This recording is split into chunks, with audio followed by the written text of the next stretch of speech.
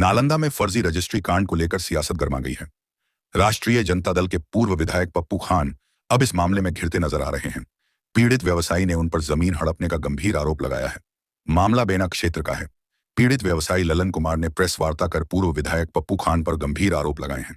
ललन कुमार का कहना है कि पप्पू खान ने अपनी दबंगता और सरकारी कर्मियों की मिलीभगत से उनकी जमीन को फर्जी तरीके से रजिस्ट्री करवाकर हड़पने का काम किया। पीड़ित के अनुसार पप्पू खान ने सरकारी कर्मचारियों के साथ मिलकर अपनी पत्नी के नाम गलत कागजात तैयार कर जमीन कब्जाने की साजिश रची। इस मामले को लेकर ललन कुमार लगातार प्रशासन और सरकार से न्याय की गुहार लगाते रहे हैं। बताया जा रहा है कि कुछ दिन पहले ही इस मामले में कार्रवाई करते हुए एसडीपीओ 2 संजय जायसवाल के नेतृत्व में 4 थानों की पुलिस टीम पप्पू खान के आवास पर गिरफ्तारी के लिए पहुंची थी, लेकिन उस वक्त पप्पू खान और उनकी पत्नी घर पर मौजूद नहीं थे। ललन कुमार ने यह भी आरोप लगाया कि पप्पू खान ने कई गरीब लोगों की जमीन हड़पने का काम किया है और आवाज उठाने पर धमकी भी दी जाती है। ऐसे भूमाफियाओं को कभी स्वीकार नहीं करेगी। पीड़ित व्यवसायी ललन कुमार ने कहा कि पप्पू खान और उनकी पत्नी को जमीन निगल गई या आसमान। पुलिस द्वारा छापामारी के बाद उन्हें लगातार धमकी की मिल रही है। राजनीतिक रूप से भी मामला तूल पकड़ता जा रहा है। बताया जा रहा है कि पप्पू खान महागठबंधन छोड़ एनडीए के समर्थन में नजर आ रहे हैं, लेकिन अब उन्हीं के खिलाफ एनडीए के नेता भी मुखर हो रहे हैं। बिहार शरीफ प्रखंड के जेडीयू प्रखंड अध्यक्ष ने कहा कि मुख्यमंत्री नीतीश कुमार का भी साफ संदेश है कि न तो किसी को बचाया जाएगा और न ही किसी को फंसाया जाएगा।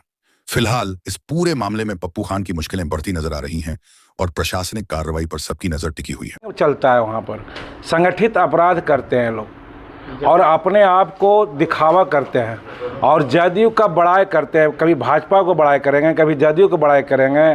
पहले तो ये लोग भाजपा को गाली देते थे कि आरएसएस वाला है, हमको कहता था ये आरएसएस वाला है, भाजपा वाला है।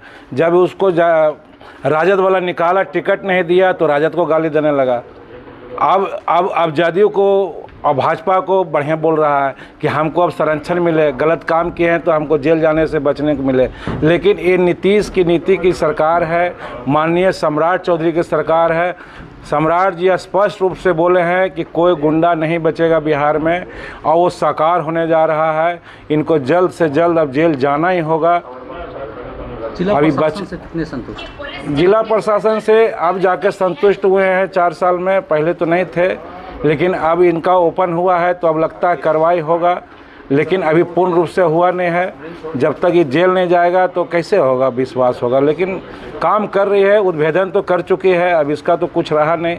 अपना सुरक्षा किस तरह से? अपना सुरक्षा के लिए हम सरकार से और प्रशासन से एकदम स्पष्ट रूप से मांग कर रहे हैं कि यदि मुझे कुछ इस आतंकी के द्वारा, गुंडे के द्वारा यदि कुछ होता है तो सरकार इसका जवाबदेह होगी, नहीं तो हमको सुरक्षा की मांग करते हैं, हमको जल्द से जल्द दिया जाए। देखिए, जदयू को नेता नहीं है। जब आरजेडी और कांग्रेस ने उनको तवज्जो देना बंद किया तो सत्ताधारी पार्टी के पक्ष में इसलिए आ गए कि इस तरह के जो हम गलत सलत कार्य कर रहे हैं उसमें हमको संरक्षण मिले। लेकिन सरकार के तरफ से इस तरह के आदमी का कोई संरक्षण नहीं मिलता है। सुशासन की सरकार का स्पष्ट निर्देश है, इस तरह का कार्य चाहे सत्ताधारी दल के लोग करें या विपक्ष के लोग करें, हर हालत में कानून अपना काम करेगा और उनका घर जेल के अंदर होगा। ये सरकार का संकल्प है। अगर संक्षेप में कहें तो उन पर क्या आरोप है?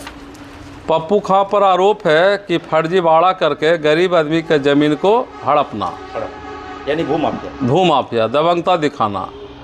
अब तक कितने लोग का ज़मीन हड़पा होगा? अब तक वहाँ के एक रविदास का ज़मीन हड़प लिया है, एक पासवान का ज़मीन हड़पा है, मनीराम अखाड़ा के पीछे एक ज़मीन का कब्जा करने के लिए गया था, अरबों रुपया की ज़मीन हड़पा है। क्या नाम लिखते हैं? संजय कुशवाहा, प्रखंड अध्यक्ष, जदयू बिहार शरीफ।